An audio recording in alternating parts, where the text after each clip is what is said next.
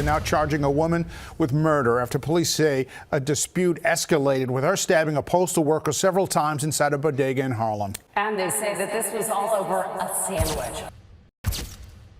It was the second day of the new year, January 2nd, 2025. Harlem was alive with its usual rhythm. Street vendors calling out on the corners, buses sighing as they pulled up to their stops, and the chatter of residents making their way through the cold winter air. At Joe's Deli Grocery, a small neighborhood bodega tucked on 148th Street, it should have been just another ordinary afternoon. Customers lined up for sandwiches, snacks, and drinks, the kind of scene that repeats itself in New York City thousands of times a day. But in a matter of minutes, what began as a simple dispute inside this deli would descend into chaos and bloodshed. And by the time the sirens stopped wailing and the crime tape stretched across the doorway, one man lay dead on the floor, and another life was set on a path toward a prison cell. The victim was 36-year-old Ray Hodge III, a postal worker who had stepped into the deli for a quick lunch break, completely unaware that he was about to cross paths with someone whose anger and violence would end his life. Standing across from him was 24-year-old Jaia Cruz, a young transgender woman with a history of arrests, carrying a knife hidden in her bag. The spark that lit this fatal fuse was something so small, so trivial, it almost defies belief. A disagreement over who was next in line to order food. Witnesses would later recall raised voices, Cruz spitting at Hodge, and Hodge retaliating by throwing a lemon juice bottle. For most, it would have ended there, with tempers flaring and harsh words exchanged. But in Jaia Cruz's hands, it escalated into something far darker. Within moments, she pulled a knife and lunged. The deli, once filled with the sounds of casual conversation, erupted into screams as Cruz stabbed Hodge multiple times, in the chest, the arms, and the neck. He collapsed onto the floor as shocked customers scrambled for cover, frozen in disbelief at the violence unfolding in front of them. Paramedics rushed to save him, but the injuries were catastrophic. Ray Hodge was pronounced dead not long after, leaving behind 2 children, a family, and a community shattered by a senseless killing over something as meaningless as who was next to order a sandwich. And as Jaia Cruz was arrested that very same day, handcuffed and taken away under the harsh glow of police sirens, the community would ask the same haunting question over and over again. How could a life be taken so brutally over something so small? This was no random act of madness. It was a collision of tempers, history, and choices that would echo through Harlem and beyond. And to understand how it all unraveled, we must go back into the lives of both Jaia Cruz and Ray Hodge, to see who they were before their paths crossed in that deli, and how this senseless tragedy came to be. If this opening left you chilled, hit the like button and subscribe to Sinister Tales. Turn on notifications so you won't miss the rest of this story, as we uncover the lies behind the headlines and the storm that led to murder. To truly understand the weight of this tragedy, you have to know the lives caught in its center. Because before the deli, before the stabbing, before the headlines, these were real people, with real histories, real dreams, and real struggles. Ray Hodge III was 36 years old, a United States postal worker. Every morning, rain or shine, he wore his uniform with quiet pride, serving the neighborhoods of New York with a familiar smile. Colleagues remembered him as dependable, humble, and unfailingly kind. Customers along his route often looked forward to seeing him, because Ray carried himself with a warmth that made him more than just a worker. He was a neighbor, a friend, someone who reminded people that even in the rush of the city, there could be kindness in small encounters. Beyond his work, Ray was a father. He had children who looked up to him, who knew him not only as a provider, but as their safe place, their protector. His family often described him as their rock. He was not wealthy, nor famous, but he lived with dignity and responsibility. For Ray, family meant everything, and every decision he made was with them in mind. On the day he walked into that Harlem deli, he was simply on his lunch break, just another ordinary man trying to get through an ordinary day. He could never have known it would be his last. On the other side of this story stood Jaia Cruz. Oh, he's back! He's back! He's back! He's back! He's back! Oh, shit! Oh, shit! Nigga, keep going! What's up with you, bro? You swinging at me? Oh, don't swing at me, bro. I didn't touch you. Yo, Matt, get away! Yo, Matt! Yo, get away! Ah, you tight! You tight!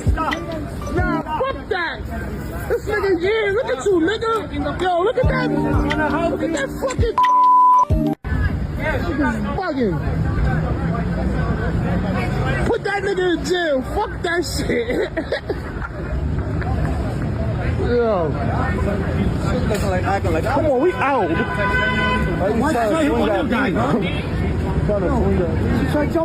I'm asking niggas my wallet. A young 24-year-old transgender woman whose life had been defined by struggle, survival, and volatility.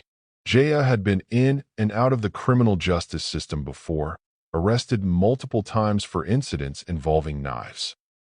Her name was already known in police reports and courtrooms. Some who knew her described her as troubled, carrying anger just beneath the surface, a storm waiting to erupt. But she was also a product of hardship, navigating the world as a transgender woman in a city as unforgiving as New York meant enduring discrimination, misunderstanding, and conflict. Her defense attorneys would later argue that Jaia often felt on edge, always bracing herself against threats both real and imagined. To her, confrontation was survival. To others, it was danger. Despite the complexity of her circumstances, Jaia was no stranger to violence. Time and again, she had found herself with a weapon in hand, and time and again, it ended with her in police custody. To some, this pattern showed a person who refused to change. To others, it reflected someone whose life had spiraled out of control long before Harlem ever knew her name. Two lives, one steady, one turbulent. One built on stability, the other on conflict. They were strangers, their paths never meant to cross, until that cold day inside a neighborhood deli. And when they did, the collision was catastrophic. The tragedy of January 2nd wasn't just about what happened in that deli. It was also about the long histories that led them there. Ray, a man devoted to family and service, caught in the wrong place at the wrong time. And Jaia, a young woman whose volatility and anger had already written warnings in her past, warnings that no one could read until it was far too late. As their stories moved toward that single point in Harlem, the city itself remained unaware of the storm that was about to break. And when it finally did, it left one man dead, one woman in chains, and two families forever scarred. Good afternoon. That deli worker is back to work. I spoke with him just a short time ago. He says during this argument, he came up from behind the counter to calm down the situation, but his efforts wouldn't be enough. That's as an argument over who ordered a sandwich first turned deadly. Well, Jaia Cruz, the 24-year-old who is now in police custody as she's been charged with murder, and that's the person who police say had stabbed down this postal worker who was on the job. It was just after midday inside Joe's Deli Grocery on 148th Street, Harlem. Customers shuffled in and out, grabbing snacks, sandwiches, and drinks, the hum of everyday life echoing through the small store. Nothing about the scene suggested tragedy.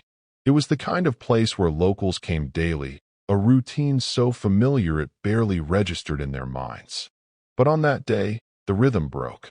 Among the customers waiting in line was Ray Hodge, dressed in his postal uniform, carrying the weight of a long morning's work. He was calm, patient, and just like everyone else, eager to grab something to eat before heading back to his route. Standing nearby was Jaia Cruz, restless, her energy sharp and impatient. What happened next began as something so ordinary, so painfully trivial, that no one could have imagined the outcome. A disagreement over who was next in line. Words exchanged. Frustration mounting in seconds. And then, suddenly, it turned hostile. Witnesses later recalled how Jaia, visibly agitated, spat at Ray Hodge. It was a gesture of defiance, an insult designed to cut deeper than words. Ray, caught off guard, reacted in frustration of his own. He grabbed a lemon juice bottle from the counter and threw it at her. It wasn't a punch, it wasn't a knife, just a bottled reaction, an attempt to push back against the insult. But for Jaia, it was enough to ignite fury. Her hand reached into her bag, fingers curling around cold steel. In a moment that would forever alter two families, she pulled out a knife. The glint of the blade caught the deli's harsh fluorescent light, and before anyone could intervene, she lunged. The blade struck with precision and anger into Ray's chest, his arms, his neck. Blow after blow, the ordinary hum of the deli gave way to chaos. Customers screamed, scattering toward the walls and exits, frozen between fear and disbelief. In less than a minute, the fight over who would be served first had transformed into a scene of blood and horror. Ray collapsed to the floor, his uniform quickly soaking with crimson. Witnesses would later describe the scene as surreal. A man who had walked in for lunch now fighting for his life on the cold deli tiles. As the knife clattered to the floor and the shock spread through the room, the question hung heavy in the air. How could something so small, so insignificant, unravel into something so deadly? For Ray Hodge, there was no chance to recover. The wounds were too deep, too many. He would not survive. And for Jaia Cruz, there was no undoing what had just been done.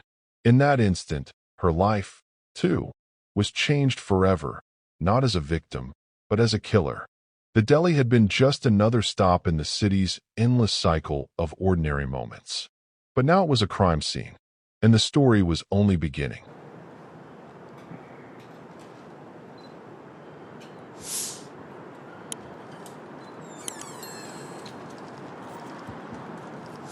Why'd you stab him? Why'd you stab him? What happened? Why did you stab the postal worker? Was it over a sandwich? Was it over a sandwich?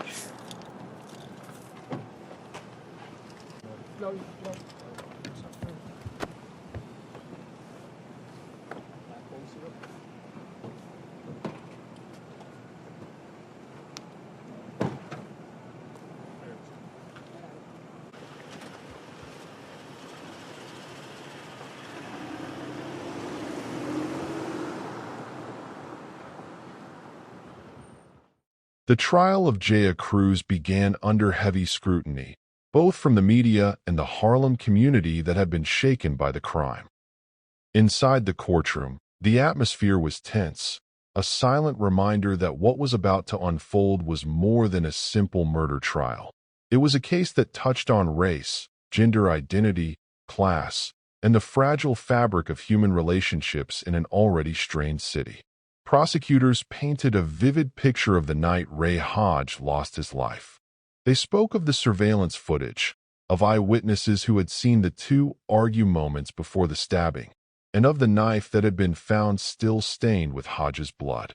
They argued that Jaia Cruz had acted with intent, driven by anger and resentment, and that the act was not an accident, not self-defense, but cold-blooded murder. The defense, however, fought to change the narrative. They claimed Jaia had been harassed, mocked, and even threatened before the altercation. They leaned heavily on the societal pressures Jaia faced daily as a transgender woman, saying she lived in a world that was often hostile to her very existence. In their telling, the stabbing wasn't premeditated. It was an eruption, a moment of desperation in the face of humiliation and fear. Witnesses were called to the stand. Some supported the prosecution, saying they saw Jaia lash out violently. Others supported the defense, describing Ray as someone who could be sharp-tongued, even aggressive, especially when provoked. The testimony painted conflicting pictures of the two individuals. One, a hard-working postal worker, the other, a marginalized woman trying to survive in a city that could be merciless. The jury watched, listened, and took notes. They studied Jaia carefully, her composure, her tears, her occasional frustration.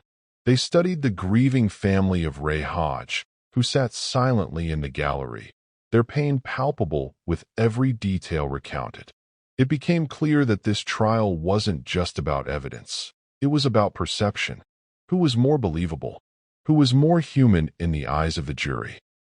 Was Jaia a cold killer or a woman caught in a moment of unbearable tension? Was Ray an innocent victim, or had he pushed a volatile situation too far? As the days dragged on, the courtroom became a stage where the lines between guilt and survival blurred, and where the truth seemed to shift depending on who was telling it. The fate of Jaia Cruz now rested in the hands of 12 strangers. And in that silence, Harlem itself seemed to hold its breath. If you're still following this story, let me know in the comments.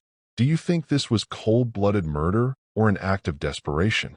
The weeks that followed Ray Hodge's death only deepened the wounds felt across Harlem, a neighborhood that was used to noise, hustle, and the constant rhythm of survival now carried an uncomfortable silence. Inside the Harlem deli, flowers, candles, and handwritten notes crowded the windows, each one a painful reminder of the life that had been lost so suddenly.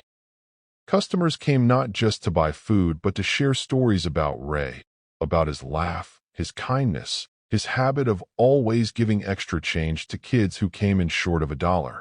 But while Harlem mourned, the legal battle began to take shape. Okay, ma'am, you want to say something before I pronounce sentence? Shaking of your head, that's a no? No. All right, well, as the mother of the victim's child says, yes, this is yet another senseless killing, over a trivial misunderstanding. We come before you all too often. However, you did take responsibility early, and yes, proving someone's intent to kill is very difficult to do in these type of cases. So I understand the people's reasoning for making this offer. But it is still promised, and I'm going to honor that promise, a substantial sentence.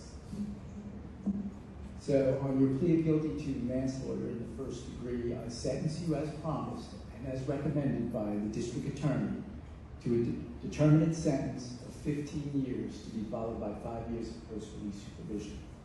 The surcharge will be deferred. That is the sentence of the court. Thank you, Judge. Come up for a second.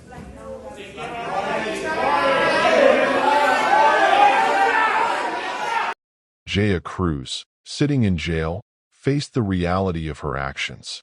Prosecutors were determined to frame the incident as cold-blooded murder, arguing that Ray's only crime had been trying to defend himself. They painted Jaia as a dangerous presence who carried a knife into a public place with intent. On the other side, defense attorneys began to build a narrative of desperation, arguing that Jaia had acted in fear, in a moment of panic, and without premeditation. Court documents revealed disturbing details. Witnesses described how quickly the scene unfolded. The surveillance footage from the deli captured the chaos. Ray stepping back, raising his hands, and then Jaia lunging forward in a split-second decision that would change both of their lives forever. The video was brutal, leaving no room for denial. Still, questions lingered. What drove Jaia to carry a weapon that day? What had been bubbling beneath the surface before the fatal moment? For the Hodge family, none of these questions mattered. What they wanted was justice. Ray had been a postal worker, a man who delivered mail and kindness in equal measure. To them, this wasn't about debates of fear or self-defense. It was about an innocent man whose life had been stolen in the most senseless way possible. As the case gained media traction, the public divided. Some voices echoed the Hodge family's anger, demanding harsh punishment. Others pointed to Jaia's struggles, suggesting that mental health, poverty, and social rejection had played a role in pushing her to the edge. It was a conflict of narratives, each one pulling at the truth, each one demanding to be heard. And so, the stage was set, not just for a trial in a courtroom, but for a trial in the court of public opinion. The verdict would decide Jaia's future, but the story itself had already cemented a chilling truth. A single moment of violence can ripple through a community, leaving scars that no sentence could ever heal. If this story has you thinking about how fragile everyday encounters can be, and how quickly they can turn deadly, make sure you hit that subscribe button. More chilling stories like this are coming your way. And tell me in the comments, do you think Jaia acted out of pure malice, or was it fear that drove her hand? The trial of Jaia Cruz was set against the charged backdrop of Harlem, where the memory of that deadly encounter at the deli lingered in the hearts of neighbors and loved ones of Ray Hodge. Courtrooms often become theaters of emotion, but this trial carried a unique intensity. On one side sat the grieving family of a man who had spent his life in service to others as a postal worker, and on the other was a young woman whose identity as a transgender individual added layers of social debate to an already tragic narrative. From the very beginning, prosecutors painted a picture of an unprovoked attack. They emphasized the sheer brutality of the stabbing, the speed at which Ray's life had been taken, and the senselessness of the crime. They argued that Jaia's anger and impulse had transformed a minor confrontation into a fatal act of violence. Their words echoed through the courtroom like strikes of a gavel, relentless and deliberate. But Jaia's defense team fought with equal determination. They argued that this was not a calculated killing, but a chaotic moment fueled by fear and misunderstanding. They pointed to the complexities of Jaia's life, her struggles with identity, marginalization, and the mental toll of living on the edge of society. They asked the jury to see her not as a monster, but as a human being who had been cornered by life's cruelty and lashed out in a moment of weakness. As witnesses took the stand, the courtroom was forced to relive the night of the tragedy. Store employees recounted the sound of Ray's final cries, the confusion that erupted when the knife pierced the silence, and the image of Jaia fleeing into the dark Harlem streets. Experts weighed in on mental health, while friends and family testified about Ray's character, a gentle soul who had been taken far too soon. Outside the courthouse, crowds gathered daily. Protesters shouted slogans, some demanding justice for Ray, while others carried signs calling for compassion and understanding toward Jaia. The case had spiraled beyond a single crime. It had become a mirror reflecting the fractures of society, questions of violence, identity, race, and how the justice system should balance punishment with empathy. As the trial stretched on, the weight of testimony pressed heavily on the jury. Each word spoken in that courtroom carried the power to tilt the balance between freedom and a life behind bars. And while the arguments grew sharper and emotions ran higher, one truth could not be ignored. No matter the outcome, the story had already left deep scars. A man was dead, a family was shattered, and a community was left to grapple with the aftermath of a tragedy that could never be undone.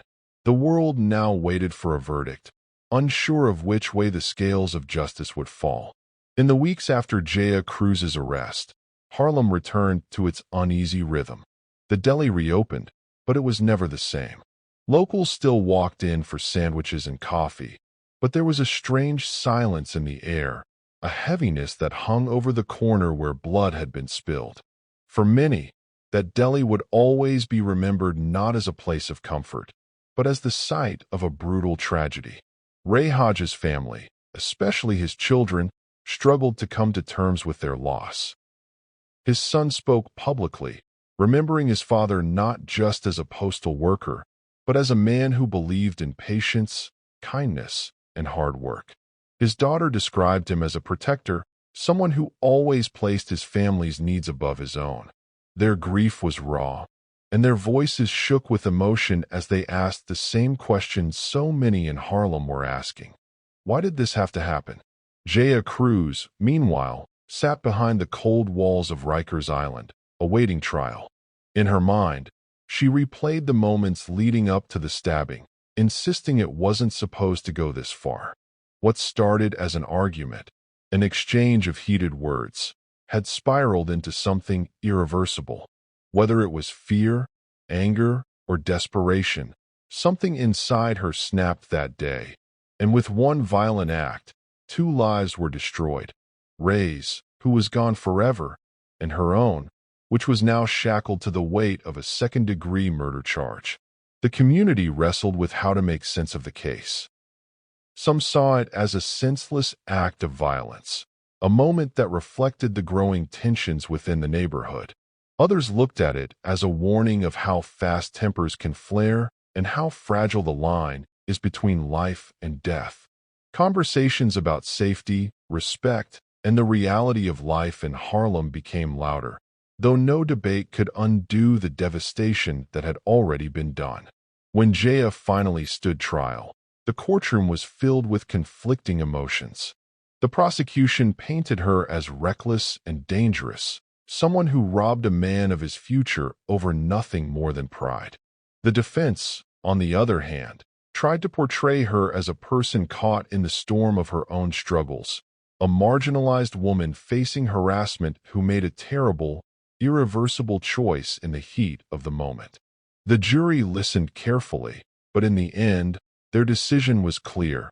Jaia Cruz was guilty of second-degree murder. She was sentenced to serve decades in prison, her life effectively halted behind bars. Ray's family embraced one another as the verdict was read. It wasn't justice that brought him back, but it was accountability. For them, it was the closest thing they could find to peace in the wake of a nightmare. As the years passed, the story of Jaia Cruz and Ray Hodge faded from headlines but remained etched in the hearts of those who lived it. It became a reminder of how fragile life can be, how a single argument in a neighborhood deli could forever alter the course of so many lives. It was a tragedy rooted not in long-standing feuds or calculated malice, but in a fleeting moment of human rage that turned deadly. And so, Harlem moved on, but never forgot. The deli kept serving customers, families kept walking the streets, and the city that never sleeps continued its endless rhythm. Yet for those who knew Ray, every time they saw a postal worker in uniform, they couldn't help but think of the man who should still be there, laughing, working, and living.